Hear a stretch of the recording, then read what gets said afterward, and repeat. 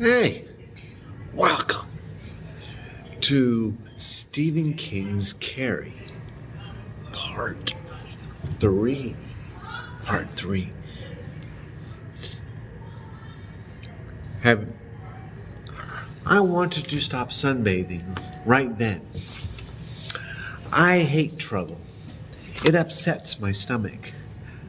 But Mom, when she gets a case, she's a terror. She came home from Jordan Marsh with a little white bikini, told me I might as well get all the sun I could. After all, she said, the privacy of our own backyard and all. Stella Horan smiles a little at the memory and crushes out her cigarette. I tried to argue with her, tell her I didn't want any more trouble. Didn't want to be a pawn to their back fence war.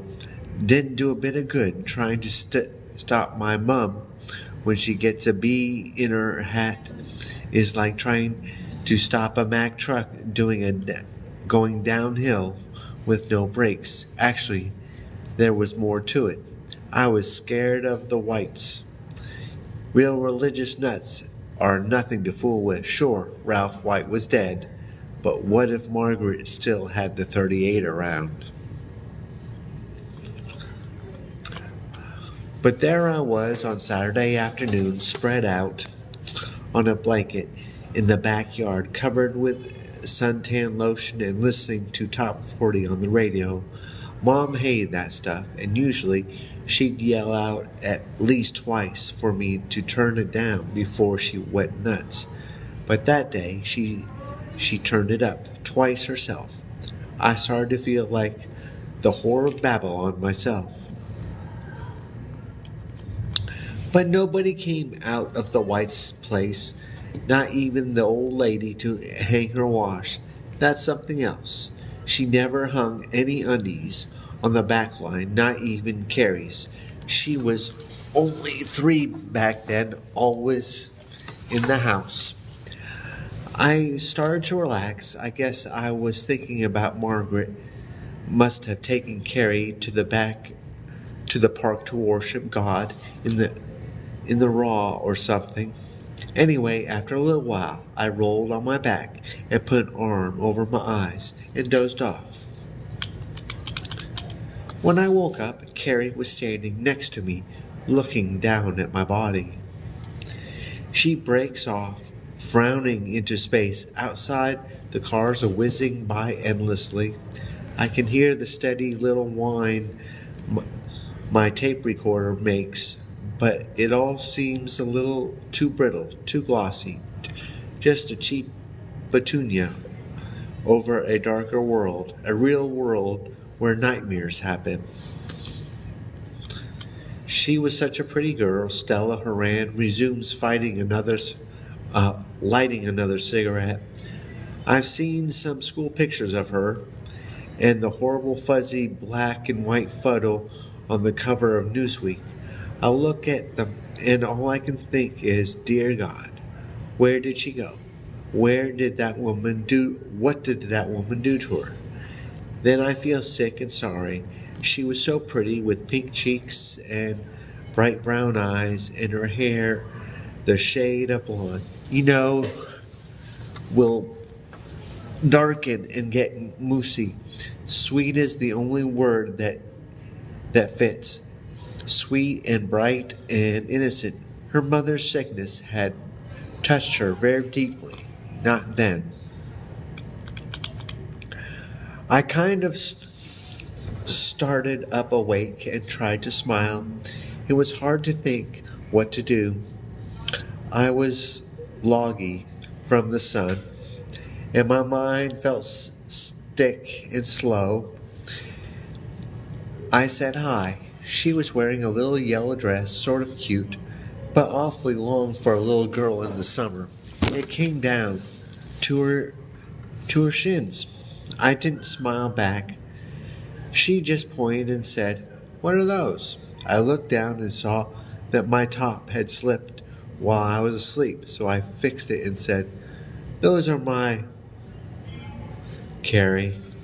Then she said very solemnly, "I wish I had some." I said, "You have to wait, Carrie. You won't start to get them for another, oh, 8 or 9 years." Chapter 3. "No, I won't," she said. "Mama says good girls don't." She looked strange for a little girl, half sad and half self-righteous. I could hardly believe it. And the first thing that popped in my head also popped right out of my mouth. I said, "Well, I'm a good girl, and doesn't your mother have—" She lowered her head and said something so softly I couldn't hear it. When I asked her to repeat it, she looked at me defiantly and said that her mama had been bad when she made her, and she was why she had them. She called them dirty pillows, as if it was all one word. I couldn't believe it. I was dumbfounded. There was nothing at all I could think to say. We just stared at each other, and what I wanted to do was grab that sad little scrap of a girl and run with her. And that was when Margaret White came out of her back door and saw us. For a minute, she just goggled as if she couldn't believe it. Then she opened her mouth and whooped. That's the ugliest sound I've heard, heard in my life. It was like the noise of a bull alligator would make in a swamp. She just whooped. Rage, complete insane rage. Her face went just as red as the side of a fire truck, and she curled her hands into fists and whooped at the sky. She was shaking all over. I thought she was having a stroke. Her face was all scrunched up, and it was a gargoyle's face. I thought Carrie was going to faint or die on the spot. She sucked in all her breath, and that little face went a cottage cheesy color. Her mother yelled, "Carrie!" I jumped and yelled back, "Don't you yell at her that way. You ought to be ashamed." Something stupid like that. I don't remember. Carrie started to go back, and then she stopped. Then she started again, and just before she crossed over from our lawn to theirs, she looked back at me, and there was a look. Oh, dreadful. I can say, wanting and hating and misery, as if life itself had fallen on her like stones, all at the age of 3. My mother came out on the back stoop, and her face just crumpled when she saw the child. And Margaret, oh, she was screaming things about sluts and strumpets and sins of the fathers being visited even into the 7th generation. My tongue felt like a little dried up plant. For just a second, Carrie stood swaying back and forth between the 2 yards, and then Margaret White looked up, and I swear, sweet Jesus, that the woman bayed at the sky, and then she started to hurt herself, scourge herself. She was clawing at her neck and cheeks, making red marks and scratches. She tore her dress. Oh my goodness. All right. I just thought I'd mention, if you like YA horror mystery adventures with vampires and a little bit of teen romance, then you will like my YA horror book, Vampire Juice. Link is in the bio. Alright. Carrie screamed out, "Oh, Mama," and ran to her. Mrs. White kind of squatted like a frog, and her arms swooped wide open. I thought she was going to crush her, and I screamed. The woman was grinning, drooling right from her chin. Oh, I was sick. Jesus, I was so sick. She gathered her up and they went in. I turned off my radio and could hear her. Some of the words, but not all. You didn't have to hear all the words to know what was going on. Praying and sobbing and screeching. And Margaret telling the little girl to get herself into her closet and pray. That little girl crying and screaming. And she was sorry. She forgot. Then nothing. And my mother and I just looked at each other. I never saw Mom look so bad. Not even when Dad died. She said, "The child." And that was all. We went inside.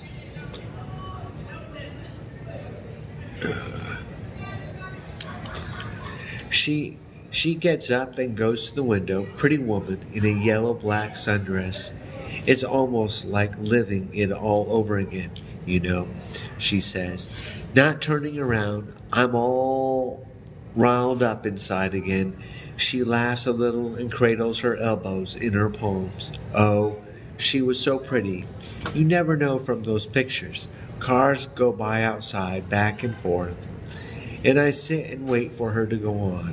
She reminds me of a pole vaulter, everything eyeing the bar and wondering if it's set high enough.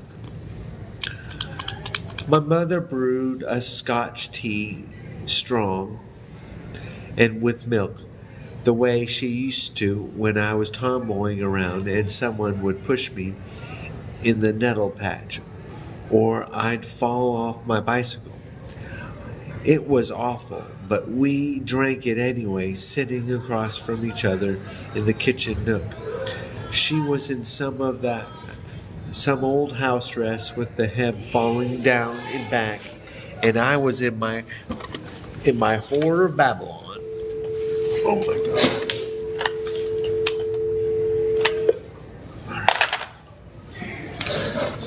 All right. I wanted to cry out. It was too real to cry out, not like the movies. Once when I was in New York, I saw an old drunk leading a little girl in a blue dress by the hand. The girl had cried herself into a bloody nose. The drunk had goiter, and his neck looked like an inner tube. There was a red bump in the middle of his forehead and a long white string on the blue siege jacket he was wearing. Everyone kept going and coming because if you did, then pretty soon you wouldn't see them anymore. That was real too. I wanted to tell my mother that, and I was just opening my mouth to say it when the other thing happened. The thing you want to hear about, I guess. There was a big thump outside that made the glass rattle in the china cabinet. It was the feeling as well as the sound, thick, solid, as if someone had just pushed an iron safe off the roof. She lights a new cigarette and begins to puff rapidly. I went to the window and looked out, but I couldn't see anything. Then, when I was getting ready to turn around, something else fell. The sun glittered on it. I thought it was a big glass globe for a second. Then it hit the edge of the White's roof and shattered. It wasn't glass at all. It was a big chunk of ice. I was going to turn around and tell Mom, and that's when they started to fall all at once in a shower. They were falling on the White's roof. on the back and front lawn, on the outside door to their cellar. That was a sheet tin bulkhead. And then the first one hit, it made a huge bong noise, like a church bell. My mother and I both screamed. We were clutching each other like a couple of girls in a thunderstorm. Then it stopped. There was no sound at all from their house. You could see the water from the melting ice.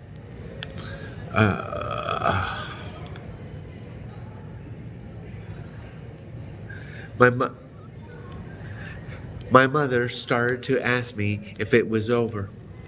And then Margaret screamed. The sound came to us very clearly. In a way, it was worse than before because there was terror in this one. Then there were clanging, banging sounds as if she were throwing every pot and pan in the house at the girl. The back door slammed open and slammed closed. No one came out. More screams. Mom said for me to call the police, but I couldn't move. I was stuck to the spot. Mr. Kirk and his wife Virginia came out on their lawn to look. The Smiths too. Pretty soon everyone on the street that was home had come out. Even old Miss Warmick from up the block, and she was deaf in one ear. Things started to crash and tinkle and break, bottles, glasses, I don't know what all. And then the side window broke open and the kitchen table fell away through.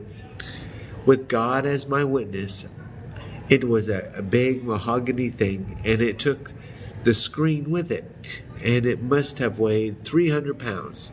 How could a woman, even a big woman, throw that? I ask her if she is implying something. I'm only telling you, she insists, suddenly distraught. I'm not asking you to believe. She seems to catch her breath and then goes on flatly. There was nothing for maybe 5 minutes. Water was dripping out of the gutters over there, and there was ice all over the White's lawn. It was melting fast. She gives a short, chopping laughs and butts her cigarette. Why not? It was August. She wanders aimlessly back towards the sofa, then veers away. Then the stones, right out of the blue sky, whistling and screaming like bombs. My mother cried out, "What in the name of—" and put her hands over her head, but I couldn't move. I watched it all, and I couldn't move. It didn't matter anyway. They only fell on the White's property. One of them hit a downspout and knocked it onto the lawn. Others punched holes right through the roof and into the attic. The roof made a big crackling sound each time one hit, and puffs of dust would squirt up. The ones that hit the ground made everything vibrate. You could feel them hitting in your feet. Our china was tinkling, and the fancy Welsh dresser was shaking, and Mom's teacup fell on the floor and broke. They made big pits in the White's back lawn when they struck. Craters. Mrs. White hired a junkman from across town to cart them away, and Jerry Smith from up the street paid him $1 to let him chip a piece of one. He took it to the BU, and they looked at it and said it was ordinary granite. Oh, what happened here? Oh, no, my goodness. All right, sorry about that. All right.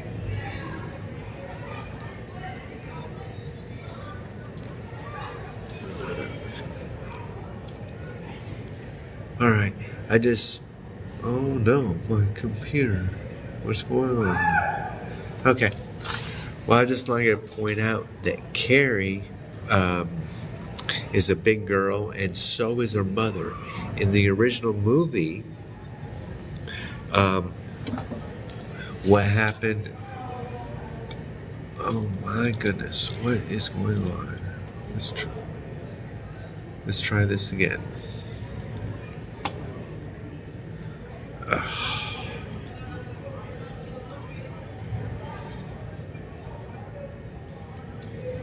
All right, let's make sure we're on the. Okay, there we go. And huh, that's gonna be upset.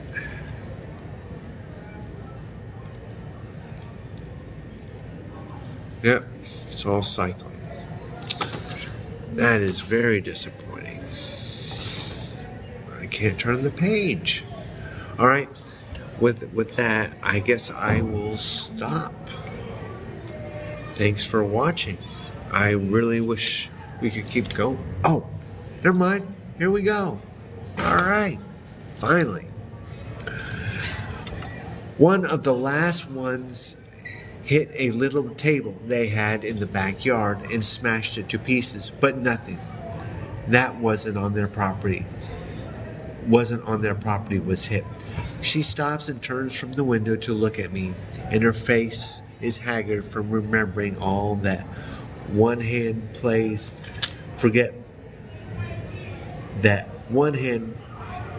forgetfully with her casually stylish shag haircut.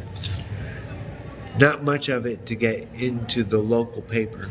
By the time Billy Harris came around, he reported the Chamberlain News. She had already gotten the roof fixed, and when people told him the stories had gone right through it, I think he thought they were pulling his leg. Nobody wants to believe it, not even now. You and all the people who will read what you write will wish they could laugh it off and call me just another nut who's been out here in the sun too long. But it happened. There were lots of people on the block who saw it happen, and it was just as real as that drunk leading the little girl with a bloody nose. And now there's this other thing. No one can laugh that off either. Too many people are dead. And it's not just on the White's property anymore. She smiles, but there's not a drop of humor in it. She says Ralph White was insured, and Margaret got a lot of money when he died. Double indemnity. He left the house insured too, but she never got a penny of that. The damage was caused by an act of God. Poetic justice, huh? There we go. She laughs a little, but there's no humor in that either. Maybe that'll be better. Found written repeatedly on page 4 of a Ewan Consolidated High School notebook owned by Carrie White. Everybody's guessed that baby can't be blessed till she finally sees that she's like the rest. Carrie went into the house and closed the door behind her. Bright daylight disappeared and was replaced by brown shadows. Coolness and the oppressive smell of talcum powder. The only sound was the tickling of the Black Forest cuckoo clock in the living room. Mama had gotten the cuckoo clock with green stamps. Once in the 6th grade, Carrie had set out to ask Mama if green stamps weren't sinful. But her nerve had failed her. She walked up the hall and put her coat in the closet. A luminous picture above the coat hooks limed a ghostly Jesus hovering grimly over the family sealed at the kitchen table. Beneath was the caption, "The Unseen Guest." She went into the living room and stood in the middle of the faded, starting to be threadbare rug. She closed her eyes and watched the little dots flash in the darkness. Her headache thumped queasily behind the temples. Alone. Mama worked on the speed ironer and folded down at the blue ribbon laundry in Chamberlain Center. She had worked there since Carrie was 5, when the compensation and the insurance that had resulted from her father's accident had begun to run out. Her hours were from 7:30 in the morning until 4 in the afternoon. The laundry was godless. Mama had told her so many times. The foreman, Mr. Elton Mott, was especially godless. Mama said that Satan had reserved a special blue corner of hell for Elt, and she called at the blue, as he was called at the blue ribbon, alone. She opened her eyes. The living room contained 2 chairs and straight backs. There was a sewing table with a light there. Carrie sometimes made dresses in the evening while Mama tattled dollies and talked about the coming. The Black Forest cuckoo clock was on the far wall. There were many religious pictures, but the one Carrie liked the best was on the wall above her chair. It was Jesus leading lambs on a hill that was as green and smooth as the riverside golf course. The others were not as tranquil. Jesus turning the money changers from the temple, Moses throwing the tablets down upon the worshippers of the golden calf, Thomas the double doubler putting his hand on Christie's wound side. Oh, the horrified fascination of that one, and the nightmares had given her as a girl. Noah's Ark floating above the agonized drowning sinners. Lot and his family fleeing the great burning of Sodom and Gomorrah. On a small deal table there was a lamp and a stack of tracts. The top pamphlets showed the sinner. His spiritual status was obvious from the agonized expression on his face, trying to crawl beneath a large boulder. The title blared, "Neither shall the rock hide on that day." But the room actually dominated by a huge plaster crucifix on the wall, fully 4 feet high. Mama had mail ordered it special from St. Louis. The Jesus impaled upon it was frozen in a grotesque muscle-straining rictus of pain, mouth drawn down in groaning curve. His crown of thorns bled scarlet streams down temples and forehead. The eyes were turned up in a medieval expression of slanted agony. Both hands were also drenched with blood, and the feet were nailed to a small plaster platform. The corpse had also given Carrie endless nightmares in which the mutilated Christ chased her through dream corridors, holding a mallet and nails, begging her to take up her cross and follow him. Just slightly, these dreams had evolved into something less understandable, but more sinister. The object did not seem to murder, but something even more awful. Alone. The pain in her legs and belly and privates had drained away a little. She no longer thought she was bleeding to death. The word was menstruation. and all at once it seemed logical, inevitable. It was her time of the month. She giggled a strange, a frightened giggle in the solemn stillness of the flying room.